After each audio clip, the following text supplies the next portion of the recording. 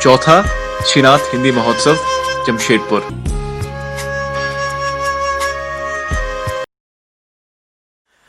आदरणीय मित्रों, माना कि दुनिया बुरी है और सब जगह धोखा है, मगर हम तो अच्छे बने रह सकते हैं, भला हमें किसने रोका है। कहते हैं चिंतन से बड़ी होती है योजनाएं, योजनाओं से बड़े होते हैं प्रयास, प्रयास से बड़ा होता है संकल्प, और संकल्प से बड़ा होता है आत्मविश्वास। इस आत्मविश्वास को जिन्होंने अपनी लेखनी में भरा है, और जिस लेखनी से जिन्होंने पूरे भारतवर्ष ही नहीं बल्कि पूरी दुनिया को 2010 से 2016 तक लगातार 2 कार्यकाल के लिए ये बिहार विधान परिषद की सदस्य भी रही। इनके साथ ही शहरी विकास समिति, राजभाषा समिति और बाल संरक्षण महिला सशक्तिकरण समिति की भी अध्यक्षता करने का विशेष अधिकार इन्हें मिला। मैं बहुत ही आदर सहित उनके संबोधन के लिए निमंत्रित करूंगा डॉक्टर किरण घई सिन्हा जी को। श्रीनाथ कॉलेज ऑफ एजुकेशन द्वारा आयोजित हिंदी महोत्सव के इस सारस्वत समारोह में सभागार में उपस्थित आज की मुख्य अतिथि, जिनका बीज भाषण अभी आपने सुना, आदरणीय मैत्रेयी पुष्पा जी, पटना से ही आई हुई सुप्रसिद्ध साहित्यकार जिन्होंने अलग अलग विधाओं पर अपनी कलम चलाई है, और केवल कलम ही नहीं, सरस्वती ने जिन्हें सुकंठ भी बनाया है, सुकवि हैं, ऐसी मेरी आदरणीय बड़ी बहन डॉक्टर शांति जैन जी, जो संस्कृत की भी अधिकारी विद्वान हैं, कई वर्षों तक वहाँ के महाविद्यालय में पढ़ाया, आकाशवाणी से भी जुड़ी रही। Doctor C Bhaskar Rao ji, doctor पैनाली जी, विजया जी, यहाँ उपस्थित रागिनी भूषण जी, मुदिता जी, मेरी बहुत ही प्रिय शिष्या, छोटी बहन जिसे कई संबंध हैं, डॉक्टर जूही समर्पिता। इस लौह नगरी में साहित्य की संवेदना को लेकर लोहे में भी धड़कन स्पंदन पैदा करने वाले सभी सुधीजन, इस महाविद्यालय और इस कार्यक्रम में भाग लेने वाले सभी महाविद्यालयों के शिक्षकगण, शिक्षा परिवार के शिक्षकेतर कर्मी बंधुओं, जो कार्यक्रम की सफलता के लिए बहुत ही आवश्यक है, जो पीछे रहकर काम करते हैं, और सभी छात्राएं, मीडिया के बंधु पत्रकार मित्रों, यह एक ऐसा कार्यक्रम है जिसकी पूरी योजना देखते ही लगता है कि कितना विशद दृष्टिकोण है इस महाविद्यालय के लोगों का, जिन्होंने लगभग सारी विधाओं को समेटा है, और यहाँ के छात्राओं को जो कल शिक्षक बनने वाली हैं, उनका मानसिक क्षितिज कितना विस्तृत होना चाहिए, उनका निर्माण हो, उनके व्यक्तित्व का गढ़न हो, और उसके बाद वो अपने छात्रों को, छात्राओं को इस योग्य बना सकें। और पाठ्यक्रमेतर ये जो गतिविधियां हैं, यह अलग अलग प्रकार से चलती हैं, लेकिन हिंदी महोत्सव को यह स्तर देने के लिए, हिंदी को यह सम्मान देने और हृदय में आपके हृदयंगम कराने के लिए, हिंदी के साथ सबकी भावनाओं को जोड़ने के लिए, मैं इस संस्थान के सभी लोगों को जो इस कार्यक्रम से जुड़े हैं, जिन्होंने इसकी कल्पना की है और इस आयोजन को यह स्वरूप देने का काम किया है, उन सभी को साधुवाद देती हूँ। हम हिंदी की बात कर रहे हैं, अभी अभी हिंदी दिवस गुजरा, पूर्व वक्ताओं ने भी चर्चा की। हम हिंदी दिवस मनाते हैं, हिंदी पखवाड़ा मना लेते हैं, सप्ताह मनाते हैं, माह मना लेते हैं, और फिर सबने कहा कि उसे भूल जाते हैं। तो कई बार लगता है कि ये रस्म अदायगी ही तो है, इसी के साथ साथ पितृपक्ष भी चल रहा है। तो कई बार मैं कहती थी मजाक में कि पितृपक्ष में कौओं की पूंछ बढ़ जाती है और हिंदी पखवाड़े में हिंदी वालों की पूंछ हो जाती है। लेकिन मैं इसे इस रूप में नहीं, इसके इतर भी देखती हूँ। हम जन्मदिवस भी तो मनाते हैं, हम जयंतियाँ मनाते हैं, केवल रस्म अदायगी क्यों और यह कहकर हम इसकी सार्थकता को कम क्यों करें कि हम एक बार मना लेते हैं और भूल जाते हैं। मैं मानती हूँ कि हमारा कोई भी प्रयास निरर्थक नहीं होता। हम एक बार 10 लोगों में, 20 लोगों में, कहीं 50 लोगों में, कुल मिलाकर देश भर के इतने 125 करोड़ की आबादी के लोगों में शायद लाख लोगों के बीच ये बातें कर लेते होंगे।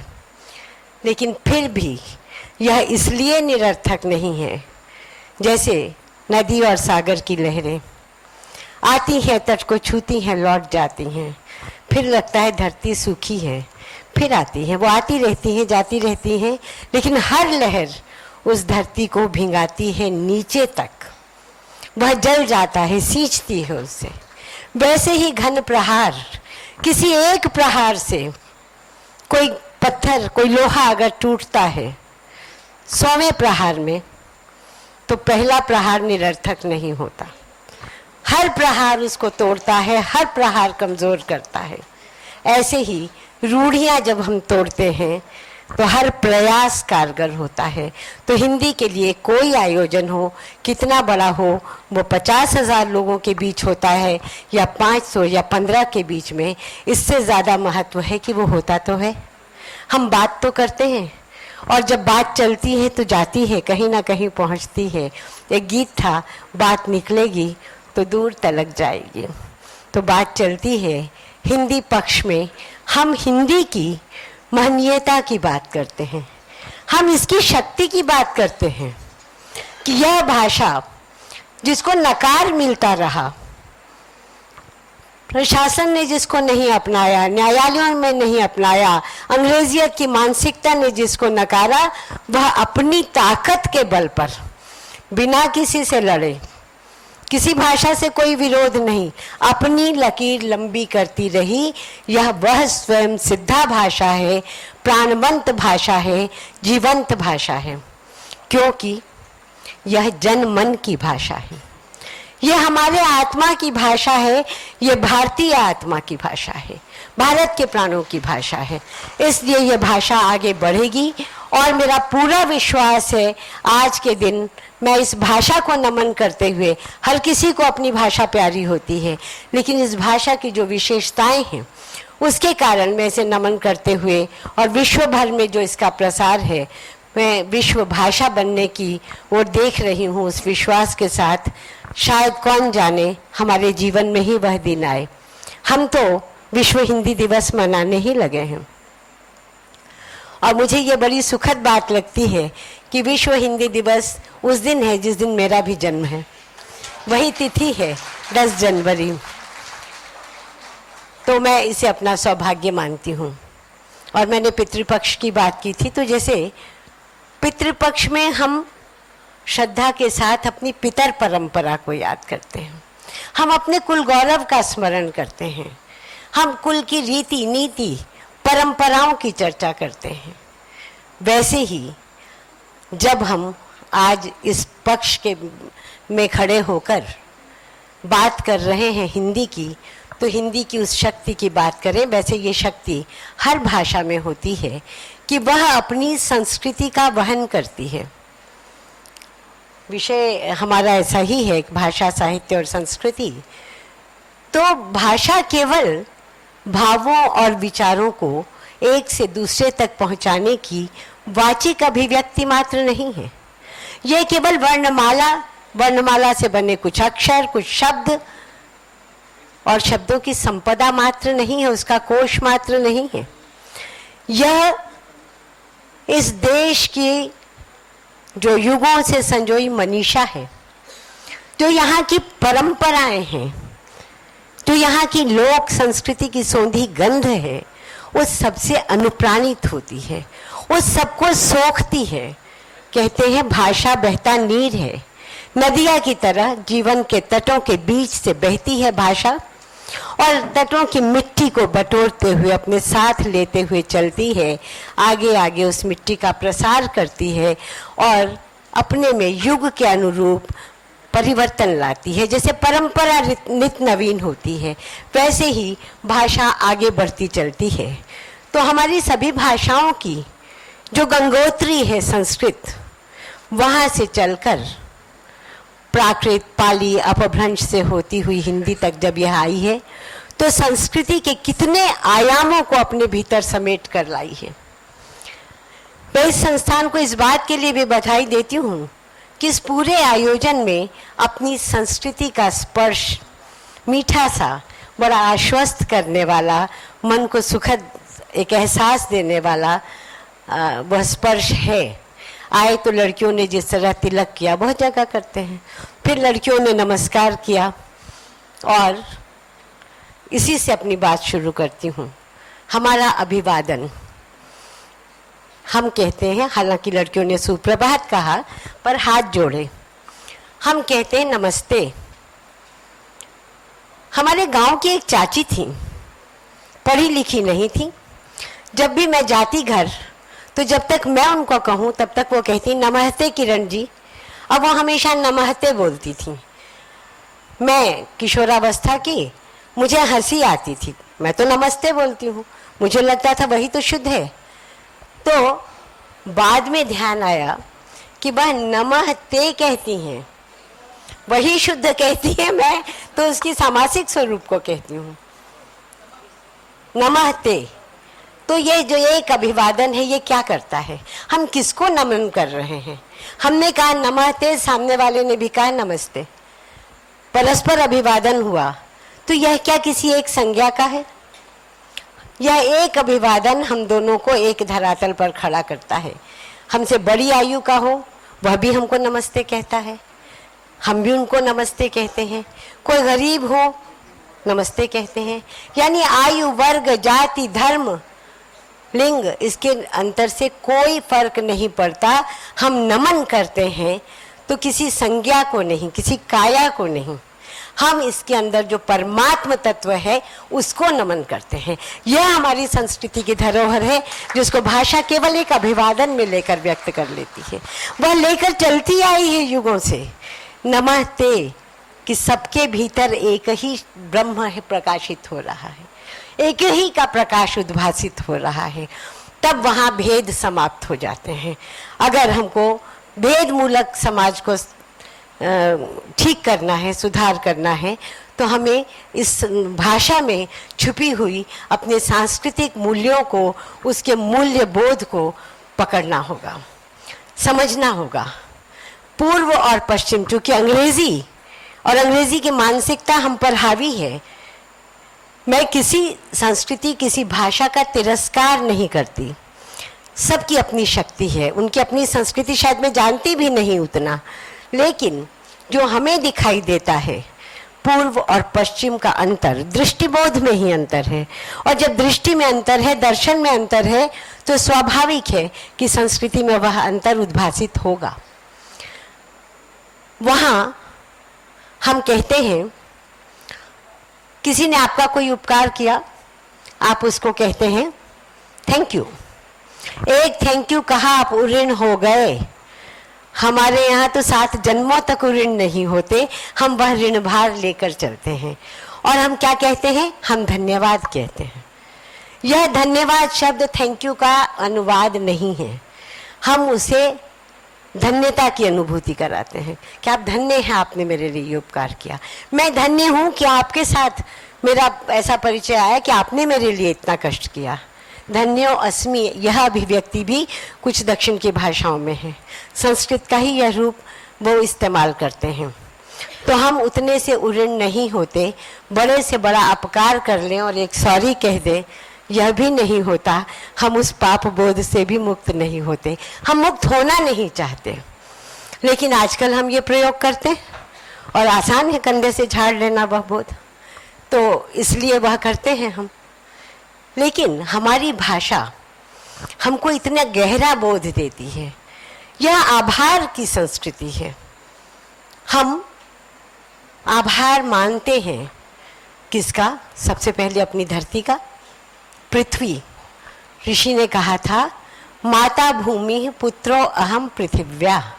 यह हमारे ऋषि दृष्टा थे जिन्होंने इस धरती में स्पंदन देखा, इस संपूर्ण वनस्पति जगत में जीवन देखा। जीव जगत तो है ही है, इससे इतर जो पूरा यह पृथ्वी लोक है इसमें उन्होंने जीवन देखा, तब जब विज्ञान ने इसकी कोई खोज नहीं की थी, तब देखा था और इसको एक जीवित सत्ता माना था, एक स्वयंभू सत्ता, एक जीवित होती सत्ता। इसलिए मैं कहती हूँ कि भारत एक ऐसा राष्ट्र है, इसमें राष्ट्र तत्व है, इसलिए राजनीतिक उथल पुथल से देश बदलते गए, राज्य बदलते रहे, लेकिन यह राष्ट्र नहीं बदला। कुछ बात है कि हस्ती मिटती नहीं हमारी, यही बात है, यह विशेषता है कि यह जीवित राष्ट्र है और यह आगे क्रमशः बढ़ता है अपनी परंपराओं को लेकर, अपनी बहुत ही गरिमामयी और समृद्ध संस्कृति को लेकर यह चलता है। हम आज देखते हैं कि बच्चे छोटे छोटे 2 साल का बच्चा प्री स्कूल भेज देते हैं हम उन्हें, तो वो कहता है कि मैं बोर हो गया, मेरा मूड नहीं है, और तीसरी का बच्चा आत्महत्या कर लेता है। खबरें आती हैं, हिला जाती हैं, किशोर 14 साल का दुष्कर्म की कोशिश करता है। कहाँ जा रहे हैं? शूट आउट होते हैं स्कूलों में, पिस्तौल लेके, चाकू लेके चले आए। 3 बच्चों ने मिलकर अपने दोस्त की हत्या कर दी। मैं ये नहीं कह रही कि यही है भारत, बहुत सुंदर है, लेकिन यह जो प्रवृत्तियां आ रही हैं इनके बारे में आज हम नहीं सोचेंगे तो कब सोचेंगे? कहाँ रोकेंगे हम? बीमार होते हैं तो एंटीबायोटिक देते हैं, दवाइयाँ देते हैं उसके प्रतिरोधक, तो कहीं ना कहीं शुरू करना होगा। मैत्रेयी पुष्पा जी कुछ अच्छी बातें कह रही थी, चिट्ठी लिखें, क्योंकि दिल तो चिट्ठियों में धड़कता है। बात तो करें, आज तो हम चैट करते हैं, गुड मॉर्निंग गुड इवनिंग के मैसेज से भर जाता है मोबाइल। अच्छी पंक्तियां भी आती हैं, कुछ बहुत अच्छी बातें आती हैं, लेकिन कम, ज़्यादातर उतने में तो आपके दिल की बात कहाँ निकलेगी, भड़ास कहाँ निकलेगी? परिवार में दादी नानी नाना कोई है ही नहीं, माता पिता व्यस्त हैं, चले गए, काम के बोझ से दबे हैं, उनकी चिंताएं, उनके दबाव दूसरे हैं। बच्चा किससे कहे? तो उसके मन का असंतोष, उसके मन का आक्रोश वह प्रकट होता है इन चीज़ों में। जैसे पश्चिम में बचपन खो गया, वहाँ एडल्ट चिल्ड्रन होते हैं, हमारे बच्चे भी प्रौढ़ होने लगे हैं, तो शायद हमारी एक जिम्मेवारी है कि हम अपनी भाषा के साथ साथ उनको जोड़ें और उनका बचपन उनको हम लौटा दें, क्योंकि हमारी संस्कृति में ये 4 आयु के हमारे रहते हैं भेद। ब्रह्मचर्य है, युवावस्था है, गृहस्थाश्रम है, वानप्रस्थ है, संन्यास है, हमने इसमें बांट रखा है। ऐसे ही भारतीय संस्कृति पूर्व और पश्चिम का जो अंतर है, हम अपने बच्चों को baa black sheep, Jack and Jill बताते हैं। Old MacDonald had a farm, a chick chick here and a chick चिक देयर। तो उससे क्या उनको मूल्य मिल रहे हैं? जिन अंग्रेजी स्कूलों में हम पढ़ाते हैं और बच्चे को जीभ को ट्विस्ट करके, टेढ़ा करके अंग्रेजी बोलते हुए, जिसको हम कहते हैं कि एक्सेंट के साथ बोलते हैं मेरे बच्चे, गलत ही अंग्रेजी क्यों ना बोलते हों, हम खुश होते हैं। उन बच्चों को इन कविताओं के संदर्भ नहीं पता, वो हमारे संदर्भ है ही नहीं, वो उनका परिवेश है, उनकी भाषा है। एक बार एक किसी चैनल ने, मुझे याद आता है कि एक अच्छा प्रयोग किया था, जो विश्व साहित्य की अच्छी कृतियां हैं उनको उन्होंने भारतीय परिवेश में नाट्य रूपांतर उनका किया, ताकि हम उससे अपने को जोड़ सके, एकात्मता कहीं हो। तो ये एक अच्छा प्रयोग था। पर ये बाबा ब्लैक शिप से हम कहाँ जोड़ते हैं? हमारे इतने सुंदर मंत्र हैं।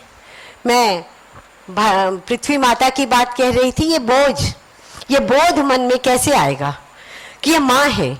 आज़ादी की लड़ाई में जब भारत माता का पराधीनावस्था का चित्र बेड़ियों से जकड़ी हुई हथकड़ियों से बंधी हुई भारत माता का चित्र आता तो अपने को उसकी संतान मानने वाले लोगों का दिल तड़प उठता। तब तो बर्फ की सिल्लियों पर सोए, तब तो उन्होंने फांसी की फंदों को युवावस्था में अपने गले में पहन लिया। हंसते हंसते कोड़ों की हर मार पर अपना परिचय वंदे मातरम कह कर दिया चंद्रशेखर आजाद जैसे लोगों ने। और कितने अनाम लोग जिनकी वजह से आज हम एक स्वतंत्र आकाश और एक आजाद देश में रह रहे हैं, वह इसी से भावना जागती थी। तो हम जब उन्हें माता बताएंगे तभी तो, हम उनको यह बताते ही नहीं। हम उनको प्रातः स्मरण के मंत्र कहाँ सिखाते हैं, जिसमें रोज धरती पर पैर रखने के पहले स्पर्श करके प्रणाम करना सिखाया जाता था।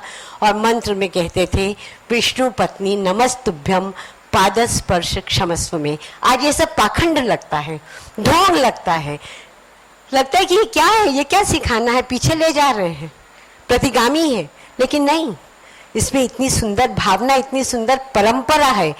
धरती माँ है, माँ को पैरों से नहीं छूते हम, पूज्य को चरणों से स्पर्श नहीं करते। अगर पैर लग जाए अभी भी अभ्यासवश सीधे प्रणाम हो जाता है। एकदम जर्रा सा चलते हुए पैर स्पर्श हो जाए किसी भी को, छोटे को भी। तो यह हमारी संस्कृति है। हम क्षमा मांगते हैं कि माँ तुम हमें क्षमा करना, पैरों से तुम्हारा स्पर्श करना मेरी मजबूरी है। तुम हमें गोद में धारण करती हो, हम चरणों से तुम्हारा स्पर्श करेंगे, पैरों से स्पर्श करेंगे, क्षमा करना। और हम ऐसे आभार भाव से डूबे, ऐसी कृतज्ञता की संस्कृति में पले बढ़े हैं। और अगर हम नहीं जानते तो ये बताना चाहिए लोगों को कि हमें जो देता है उसका हम आदर करते हैं, हम उसको देवता कहते हैं। प्रकृति के सारे तत्वों को, पर्यावरण चेतना हमारी कितनी समृद्ध थी, आज से नहीं, पुरातन काल से। आदिम काल में जब मनुष्य प्रकृति के बीच खड़ा होता था, घिरा होता था, कितनी समस्याएं, कैसे जूझे, कैसे रास्ता निकाले, सभ्यता की सीढ़ियां चढ़ रहा था। आग से परिचय नहीं था, अन्न से नहीं था, तब से शायद वह प्रकृति के प्रति कृतज्ञ होता आया, क्योंकि प्रकृति ही तो देती है। इसलिए धरती को माँ, इसलिए नदियों को माँ। गंगा मैया कहते थे, आज गंगा हो गई, गंगा जी कहते थे, आज गंगा हो गई। भाव बदल गया, शब्द प्रयोग बदला, भाषा बदली, भाव बदल जाता है। विद्यापति कहते थे, एक अपराध छे मबमर जानी, परसल माए पाए तो पानी। वही बात, हम कृतज्ञ हैं, हम आभारी हैं, और हमारा जो दोष है हम क्षमा मांगते हैं। शाम को हम पत्ते पत्तियां फूल नहीं तोड़ते थे, और कभी मजबूरी आ जाए, कोई बीमार है, तुलसी तोड़ना है, तो कहती थी माँ हाथ जोड़ के जाना, आज्ञा मांग के तोड़ लेना। ये संस्कार सांझी के दिए, अब तो खैर दिया कौन जलाता है, लेकिन रोशनी को प्रणाम करना, यह जो हम सुनते आए, पढ़ते आए कि असतो माँ सद्गमय तमसो माँ ज्योतिर्गमय, यही तो है प्रकाश की साधना, प्रकाश की ओर जाने की प्रेरणा। सांझ की बत्ती जली तो हाथ जोड़ लेते थे, आज भी हाथ जुड़ जाते हैं। अब तो ऐसे फ्लैट बनते हैं कि दिन भर बत्ती जलती है। लेकिन यह हमारी संस्कृति थी जो हमारी भाषा के माध्यम से हमारे हृदयों में उतरती थी, हमारे व्यवहार में हमारा संस्कार बनती थी। इसलिए मैं कहती हूँ, हिंदी हमारा संस्कार है, अपनी संस्कृति का उद्गार है। पश्चिम और पूर्व दृष्टि का अंतर है। उनके लिए मनुष्य एक भौतिक इकाई है जिसकी जरूरतें हैं शारीरिक, और उनके सारे प्रयत्न उसी दिशा में, भौतिक सुख साधना में। हम इसके लिए क्या क्या नए आविष्कार करें, क्या क्या जुटा दें। अब उठ के बत्ती भी ना जलानी पड़े, रिमोट है, पंखा है, टेलीविजन है, सब। कल मुझे लगता है ऐसा भी कुछ हो जाएगा कि भोजन अपने आप मुंह में चला जाए, सुबह की चाय चली जाए। लेकिन हमारी कर्मठता कम होती जाती है। पर बात मैं कर रही थी दृष्टिबोध की, मूल्यबोध की। भारत में क्या है? भारत में मनुष्य केवल भौतिक इकाई नहीं है, वह देह, मन, बुद्धि और आत्मा का समन्वित स्वरूप है। इसलिए हमारे यहाँ 4 पुरुषार्थ बताए गए, धर्म, अर्थ, काम, मोक्ष। ये ज्यादा बोर करने वाली बातें तो नहीं हो रही हैं। धर्म अर्थ काम मोक्ष, अर्थ और काम यह हमारी भौतिक आवश्यकताएं हैं, लेकिन इसका उपभोग करना है कैसे? तो धर्म पूर्वक। धर्म का नियंत्रण है। धर्म का क्या अर्थ? अगरबत्ती धूप जलाना, घंटी बजाना नहीं। धर्म यानी विवेक, धर्म यानी कर्तव्य, उचित अनुचित का, सही गलत का विवेक। तो सही गलत को समझते हुए विवेक पूर्वक, धर्म पूर्वक उसका उपभोग करना। और तीसरा तत्व बच गया मोक्ष। तो आत्मिक विकास करते हुए, उसके बिना तो मनुष्य है ही नहीं। आत्मा है हमारे अंदर, परमात्मा तत्व है, अपने अंदर के उस देवत्व को जगाते हुए आत्मिक विकास करते हुए मोक्ष तक की यात्रा करना। मिलता तो बहुत विरलों को है, लेकिन हमारी यात्रा वो है। तो इस क्रम में विकास होगा तो क्या होगा? आत्मिक विकास की साधना करेंगे तो देवत्व होगा, तब समाज में प्रेम होगा, तब हिंसा नहीं होगी। स्कूल के बच्चे आपस में मरने मारने को तैयार नहीं होंगे, घृणा कम होगी, प्रेम होगा, लोग जुड़ेंगे। इसलिए मैं कहती हूँ कि भाषा, सब कहते हैं भाषा जोड़ती है, अगर दिल से निकलती है तो दिल तक पहुँचती है। बाकी दिनचर्या के कामों के लिए भाषा का उपयोग एक अलग विषय, लेकिन यह संस्कृति को लेकर चलती है। और हमारी संस्कृति हमको जीवन के कई मंत्र देती है, बहुत सुंदर सुंदर मंत्र। सबसे पहले तो आज जो एक अनास्था है, जीने के प्रति कोई वैसी आनंद पूर्ण इच्छाएं नहीं दिखाई देती। आज भी भारत की संस्कृति बड़ी अच्छी संस्कृति है। हम संतोष की बात भी करते हैं, जाहि विधि राखे राम ताहि विधि रहिए।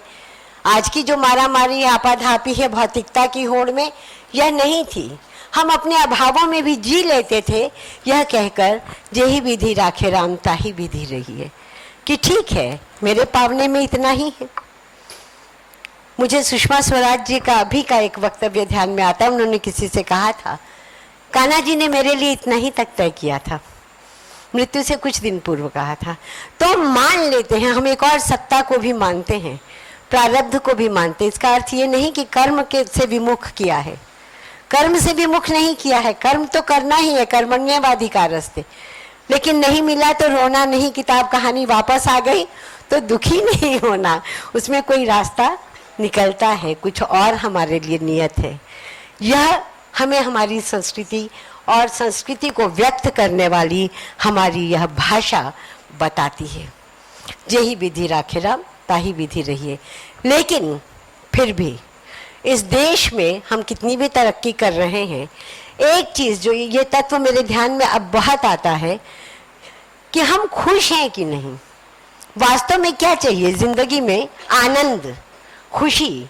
हम आनंद पूर्वक यह जीवन जिए जो कर्तव्य निहित हैं, और ऐसे ही आनंद पूर्वक इस दुनिया से जब वक्त आए तो चले जाएं। अटल जी ने कहा था, मैं मन से जिया मैं मन से मरूं। तो ये मन से जीना, जिजीविषा रखना जीवन जीने के लिए, जीवेम शरदः शतम, 100 साल तक स्वस्थ रहते हुए जिए। और जिए केवल इसलिए नहीं कि हमको जीना है, बहुत आनंद करना है, सुख भोग करना है, नहीं, जीवन की सार्थकता के लिए, दूसरों के अर्थ हो यह जीवन। मेरा समय हो जाएगा तो मुझे बता देंगी अगर मैं विलंब करूं। तो सार्थकता के लिए जीना, उपलब्धियां तो पाने में है, सफलता है पाने में, लेकिन सार्थकता देने में है। तो जीवन को सार्थक होना चाहिए, वो लंबा दीर्घ जीवन हो या न हो, यह भी हमारी संस्कृति ने बताया। इसलिए यदि तुलना करें, मैं गई थी कन्याकुमारी, तो वहाँ जब पहुँचे तो विवेकानंद जी की प्रतिमा, उसके सामने खड़े होकर अनायास मन में ध्यान आया, 39 वर्ष की आयु में इस व्यक्ति ने कितना किया, और हम तो उससे आधे की जिंदगी जी चुके, किया क्या। और तब मुझे इतना फूट फूट के रोना आया, मैं बहुत रोई उस दिन, मेरे वश में नहीं था। लेकिन ये बोध हमें कम होता है, पर वास्तव में किसी को देकर एक मुस्कान भी दे दी तो जीवन सार्थक लगता है। निदा फाजली का एक शेर आपसे साझा करती हूँ। कि घर से मस्जिद है बहुत दूर, चलो यूं कर लें। घर से मस्जिद है बहुत दूर, चलो यूं कर लें। किसी रोते हुए बच्चे को हंसाया जाए, किसी रोते हुए बच्चे को हंसाया जाए। और हमारी संस्कृति तो हमें देना ही सिखाती है। कहते हैं कि 2 हाथों कमाओ, सहस्त्र हाथों दान करो। यही आदर्श है। ऐसे सभी धर्मों में देने की, दान की महत्ता बताई गई है। तो हमारी जो ये भाषा है, यह अपने साथ सांस्कृतिक परंपराओं को लेकर चलती है। अब आजकल परंपरा के नाम से भी विद्रोह होता है। लोगों को लगता है पुरातनपंथी बात है ये परंपरा, लेकिन परंपरा तो नित्य नवीन होती जाती है। युग के अनुरूप